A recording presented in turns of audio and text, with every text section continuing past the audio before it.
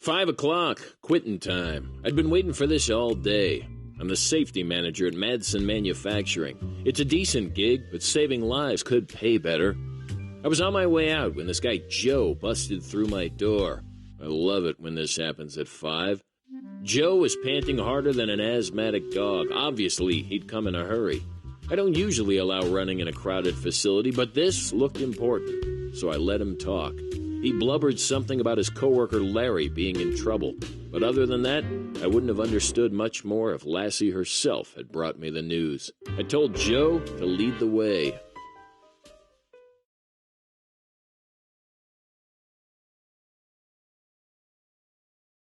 The scene wasn't pretty. None of the factory was. But this incident sure didn't help. I needed to get to the bottom of this, and quick. Select the people and the objects in the scene to find out more.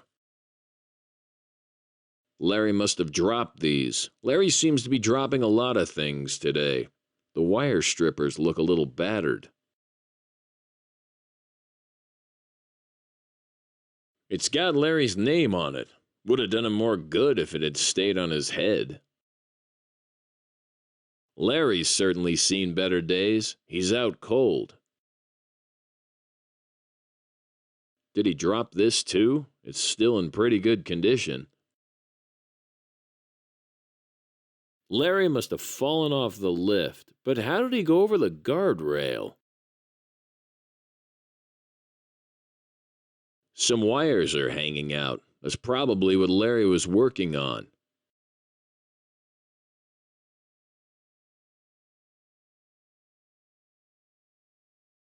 Allison tells me she's already called the paramedics and that they'll be here shortly.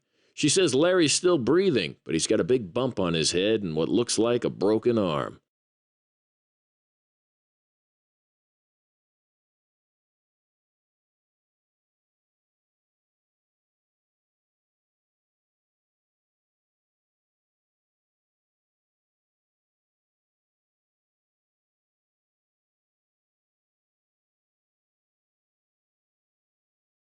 Some wires are hanging. Larry must have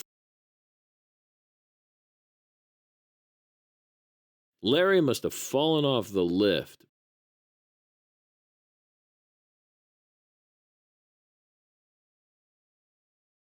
Joe says that he and Allison were nearby when it happened. They didn't see anything, but they heard a loud pop and a yell from Larry. He was like this when they got here.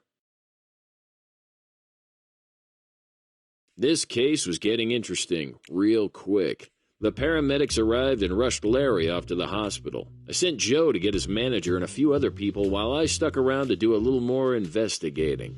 You might be wondering why you're taking this lesson. Maybe you haven't had to do an incident investigation in a long time, and maybe you'll go another year before you do one. Maybe. But no one's exempt. Last year alone, there were more than 3 million non-fatal workplace incidents. And when there's an incident at your work location, you've got to be prepared for the investigation process. So pay attention, because I'm going to teach you how to conduct an incident investigation. When I'm done with you, you should be able to recognize the purpose and benefits of an incident investigation, identify common practices to follow, and information to gather during an investigation.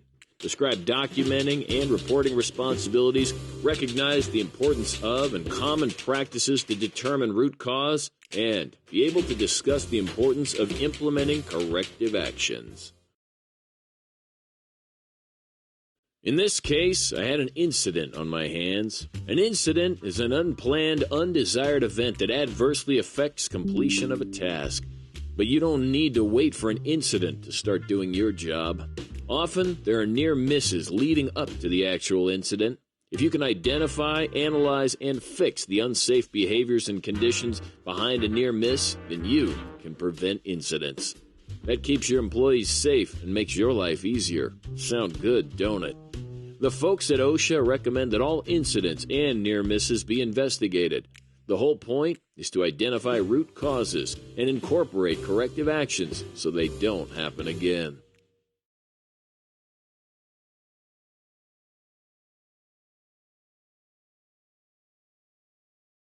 say you were the one to witness Larry's incident here. Would you know what to do? When Joe and Allison found Larry, their first priority was to get him emergency medical care. Allison immediately dialed emergency medical services and stayed with Larry till they got here. Meanwhile, Joe promptly came and got me. Your company should have its own emergency action plan, and you should know how to activate it. And not to get morbid, but if poor Larry had died on us, I would have had to be on the phone with the police and our insurance carrier right away. And I would need to let OSHA know within 8 hours. Your company may have also developed response procedures for larger catastrophic incidents like a facility fire. You should know these protocols and understand your role in an emergency. As soon as Larry was safe in the ambulance and medical personnel were out of my way, I got to work on the scene. I taped off the area to prevent other workers from coming in and messing things up. The last thing I wanted was evidence going missing or being tampered with. See, nothing should be changed or removed from the scene unless necessary to protect against existing hazards. The scene should be maintained as close as possible to its condition at the time of the incident. Timing is everything in incident investigation. Your opportunity to collect evidence and accurately determine what happened decreases over time. So you should begin the investigation as soon as it's safe to do so. If you're not prompt, environmental conditions could change, water or chemicals may evaporate, an instrument panel reading could be lost, and witnesses' memories can get foggy. Doing my job right tonight was going to save me a lot of headaches tomorrow. There are a lot of questions running through my mind, but let's start with the basics. Here are 6 simple question words you should use to start collecting data for your investigation. Now you gotta realize that the whys and hows can't be accurately determined until all the facts are in. Select each one to learn more. When did it happen? Indicate the exact date and time, as this may relate to shift changes or work and break schedules. Where did it happen? Meaning the exact location. What equipment, surrounding exposures, etc. played a part in the incident? Who was involved? Include a list of witnesses. Why might it have happened? What factors contributed to the incident? How did it happen? How the incident occurred, including actions, sequences, procedures, etc.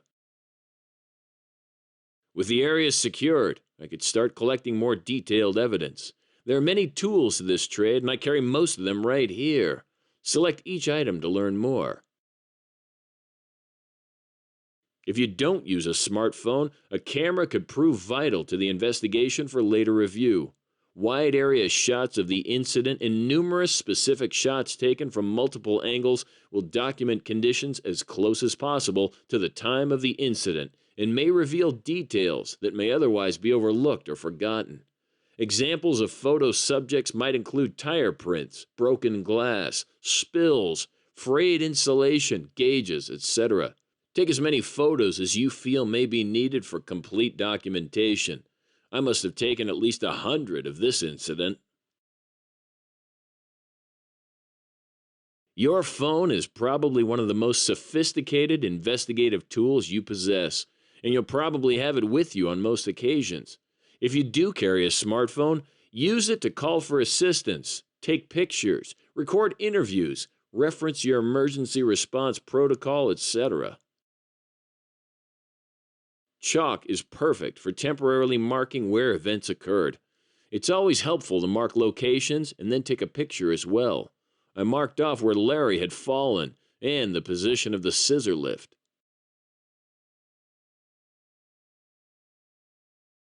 Accurate measurements provide specific details about the incident scene, equipment, and materials, and give crucial, objective perspective to investigators.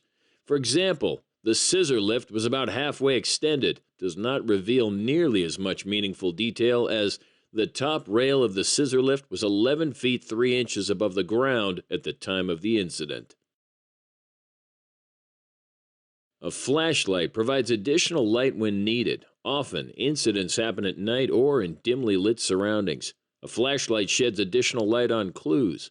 I used mine to get a good look underneath the scissor lift to make sure nothing was wrong there. A ruler provides accurate measurements that can be used in photos to show scale and perspective. I got photos with my ruler next to each of Larry's tools. I'm no mechanic, but Larry's coworkers should be able to tell me if he was using the appropriate tools or not.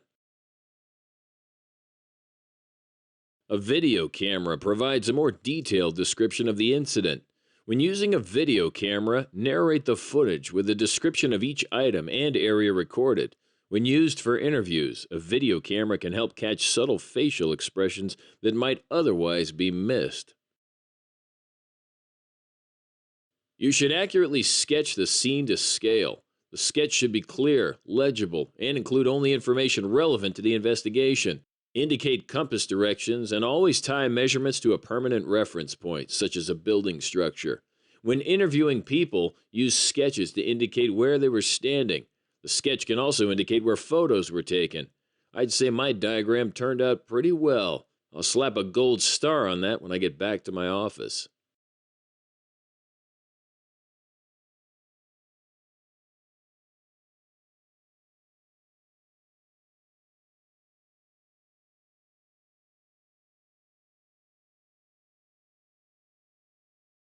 Having a clipboard gives you a nice hard surface to write on and helps keep all the papers that you're starting to gather under one clip. An incident investigation form guides the investigator through the process. It's helpful in stressful situations to have a form to walk you through step by step. I'd like to say I have the whole process memorized, but luckily, this isn't something I have to do every day.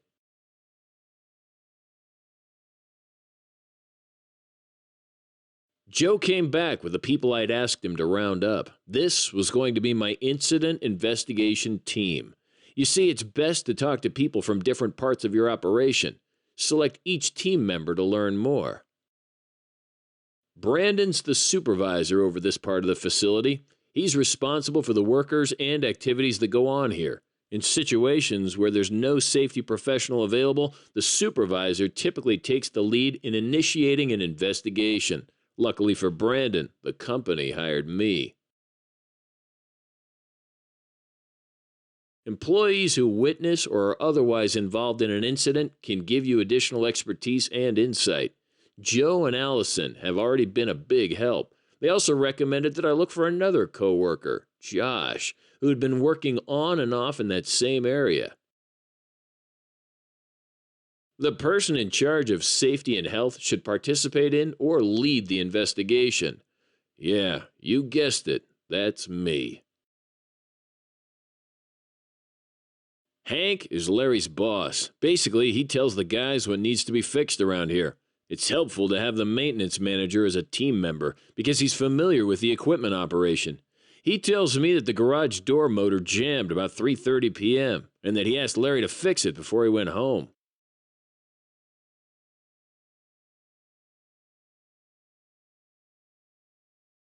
Cliff is the engineering manager. He designs all the equipment changes and handles the capital projects. He knows the operation specs better than anyone in this place and keeps all the equipment manuals. He says the motor is the standard piece of equipment we have on all garage doors throughout the facility.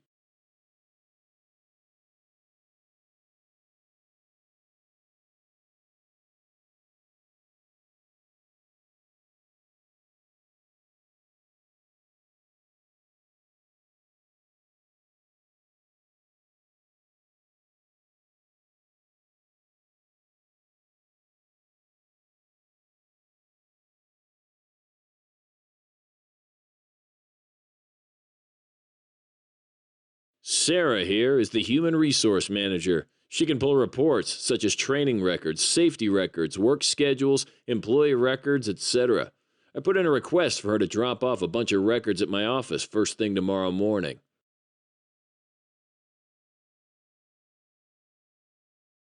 All right, I've thrown a lot of information at you since we started this investigation. Let's see how you're processing it all. Arrange the images in the order of how you would respond to an emergency.